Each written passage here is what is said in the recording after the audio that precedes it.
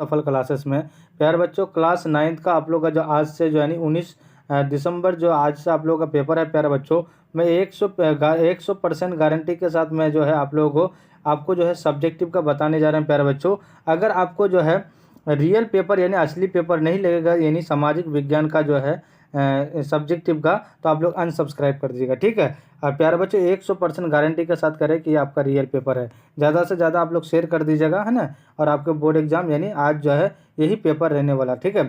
First number question आपके screen में क्या कह रहा है कि दास व्यापार को परिभाषित करें। पहले क्वेश्चन को पढ़िएगा, ठीक है, और आप लोग अपना मिलाइएगा भी।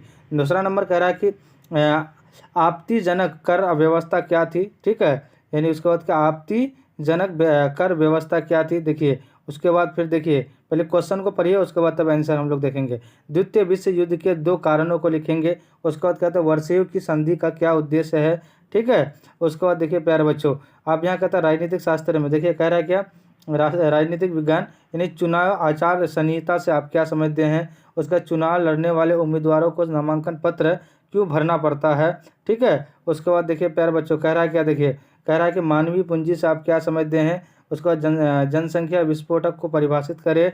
उसके बाद देखिए प्यारे बच्चों कह रहा है कि बिहार में गरीबी के किन्हीं 2 कारणों को उल्लेख करें। उसके बाद लिखना यानी भारतीय संविधान को की 2 विशेषताएं बताए।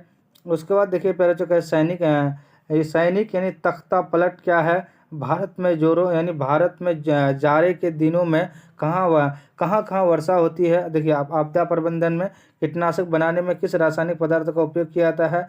बिहार में गरीबी के किन्हीं 2 कारणों का उल्लेख करें। उसके बाद देखिए ये कहता है पश्चिम भारत की किन्हीं 2 नदियों के नाम लिखना है। 2 आप से आप क्या समझते हैं।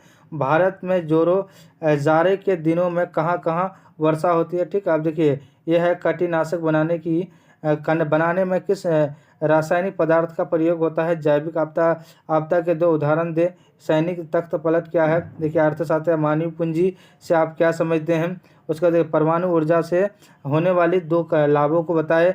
उसके बाद क्या है कि डॉग स्वकीयवाद की जरूरत कब हुई थी, ठीक है। उसके बाद जल संधि से आप क्या समझ जल संधि से क्या तात्पर्य है। उसके बाद कहता है पश्चिम भारत की किन्हीं 2 नदियों के नाम लिखे। तो देखिए फर्स्ट नंबर क्वेश्चन का आंसर लिखना है प्यारे बच्चों, यानी क्या कहता है दास व्यापार को परिभाषित करें। तो आंसर लिखना है मनुष्य को बालपूर्वक पकड़ना, खरीदना, बेचना और उन्हें संपत्ति के रूप में एक स्थान से दूसरे स्थान पर ले जाना ताकि उन्हें जबरन श्रम जैसे बगानों या खानों में के लिए मजबूर किया जा सके। उसके बाद कहते आपत्तिजनक कर व्यवस्था क्या थी, ठीक है। आप देखिए क्या लिखेंगे आंसर। अप्रत्यक्ष कर वस्तुओं और सेवाओं के उपयोग पर लगाया जाता है। अप्रत्यक्ष कर का भार निर्माता या सेवा प्रदाता कर पर नहीं बल्कि उन उत्पादक या सेवाओं का उपयोग करने वाले उपभोक्ता पर होता है। अप्रत्यक्ष कर का भुगतान यानी करदाता द्वारा सीधे सरकार को नहीं किया जाता, इसलिए उसे अप्रत्यक्ष कर कहा जाता है, ठीक है। उसके बाद देखिए द्वितीय विश्व के 2 कारणों को लिखेंगे। तो लिखेंगे पहले तो वर्साई की संधि की कठोर शर्तें जिसने जर्मनी में असंतोष पैदा किया और आर्थिक मंदी 1929 को महामंदी किया, ठीक है। आप देखिए चुनाव आचार यानी संहिता से आप क्या समझते हैं। तो देखिए आंसर लिखना है आदर्श आचार संहिता राजनीतिक दलों और अभ्यर्थी के मार्गदर्शन के लिए निर्धारित किए गए मानकों का एक ऐसा समूह है जिसे राजनीतिक दलों की यानी सहमति से तैयार किया गया है और उन्होंने उक्त संहिता में सन्निहित सिद्धांतों में पालन करने और साथ ही उनको मनाने और उसका अक्षरशः अनुपालन करने के लिए सभी ने सहमति दी, ठीक है। इतना लिखिएगा।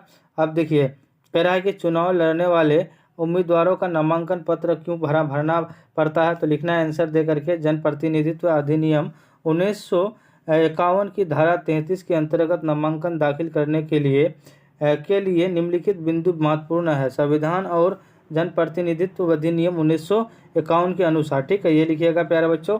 और उसके बाद देखिए यानी मानवीय पूंजी से आप क्या समझते हैं। तो लिखना है किसी व्यक्ति के ज्ञान, कौशल, शिक्षा, अनुभव और स्वास्थ्य के भंडार से है जो उसे समाज और अर्थव्यवस्था में उत्पादक योगदान देने में सक्षम बनता है, ये लिखिएगा। जनसंख्या विस्फोट को परिभाषित करें तो ये पूरे परिभाषा लिखिएगा।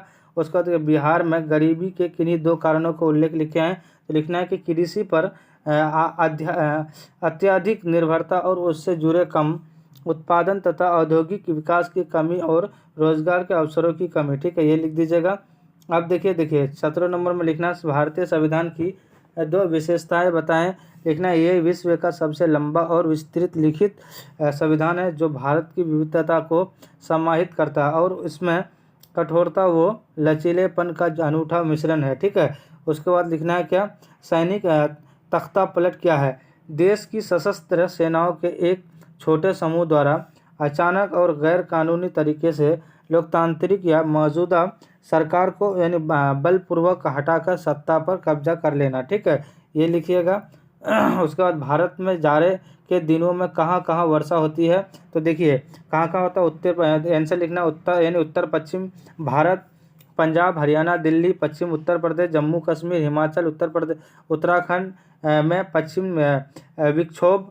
उसको देखिए उसके बाद के कारण दक्षिण पूर्वी तटीय क्षेत्रों तमिलनाडु, आंध्र प्रदेश, केरल में लौटते मानसून। ठीक है, इतना लिख दीजिएगा, आपको 5 नंबर मिल जाएगा। ये पूरे कानून ही है, सॉरी ये पूरे सब्जेक्टिव का आंसर है। ये देखिए कह रहा है कि यानी पश्चिम भारत की किन्हीं 2 नदियों के नाम लिखे, तो लिखना पश्चिम भारत की 2 प्रमुख नदी नर्मदा और ताप्ती। ठीक है, उसके बाद दोआब से आप क्या समझते हैं, दोआब 2 नदियों के बीच स्थित उपजाऊ भूमि के क्षेत्र को क्या कहते हैं, दोआब कहते हैं।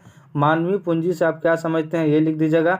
उसके बाद परमाणु ऊर्जा से होने वाले 2 लाभों को बताएं। इसके बाद लिखा डॉग स्क्वायर्ड की ज़रूरत कब पड़ती है, ये लिख दीजिएगा पूरे। उसके बाद मानवीय पूंजी से आप क्या समझते हैं, ये लिख दीजिएगा। परमाणु ऊर्जा से होने वाले 2 लाभों को बताएं, ये लिख दीजिएगा। उसके बाद ये लिख दीजिएगा फिर तो जल संधि से आप क्या तात्पर्य है। उसका पश्चिम भारत की किन्हीं 2 नदियों के नाम लिखे, ये पूरे लिख दीजिएगा। प्यारे बच्चों, मुझे उम्मीद है कि आप लोग जो है ज़्यादा से ज़्यादा शेयर करेंगे, क्योंकि ये जो है 100% जो है गारंटी के साथ कर रहा हूँ। प्यारे बच्चों, आपको जो है 40 नंबर का जो है आपका यानी सब्जेक्टिव जो है 100% यानी आपको लिखित कर रहा हूँ। 30 नंबर का जो है आपका लिखित कर रहा हूँ प्यारे बच्चों, कि आपका 100% यही पेपर रहने वाला है। जो भी चैनल में नए हैं, चैनल को सब्सक्राइब कर देंगे, लाइक कर देंगे और अपने दोस्तों को शेयर कर देंगे। जय हिंद, जय भारत।